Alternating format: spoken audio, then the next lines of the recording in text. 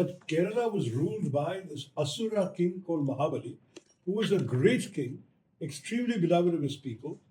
He had prosperity throughout the land and he spread equality throughout the land. So everyone was equal, everyone was prosperous, everyone was happy.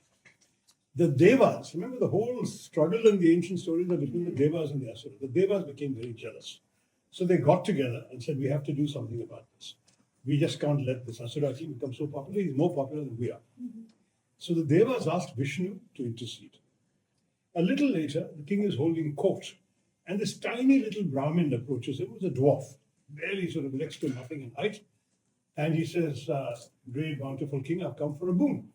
And the king says, sure. What do you want?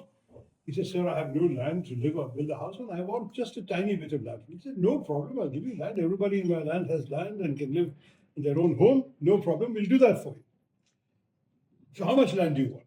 He says, I just want as much land as 3 paces of mine can stretch. King said, you're such a small man, 3 paces, a very tiny amount of land, you won't be able to build a house on that. But Vamana says, no, that's enough for me. So king says, I grant you my wish. And this king is famous that he never broke his word. He grants any wish and it is immediately fulfilled. Suddenly Vamana, this dwarf, grows gigantic, straddles the entire earth. With one step, he has covered the entire earth. With the second step, he has covered the entire heavens.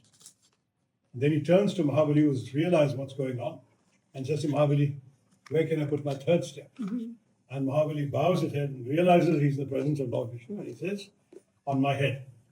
So Vishnu, Vamana, now Vishnu, puts his foot on the head of Mahabali to push him down into the netherworld. And he says, you've been a good king, you've been good to your people, and you've kept your word. I will grant you one last wish before I shove you to the netherworld, to Naraka. And Mahabali says, the only wish I have is I'd like to come back once a year to see how my people are doing and make sure they're happy and prosperous. This is granted, and then he shoves his foot down and Mahabali disappears. But every year, once he comes back to see that the people of Kerala are happy and prosperous. So we all put on a show for Mahabali at Onam time. We dress, we wear new clothes, we give gifts of new clothes, we have a sadhya, a big feast, and we show Mahabali we're all prosperous and happy. And then he comes and he goes away feeling very happy.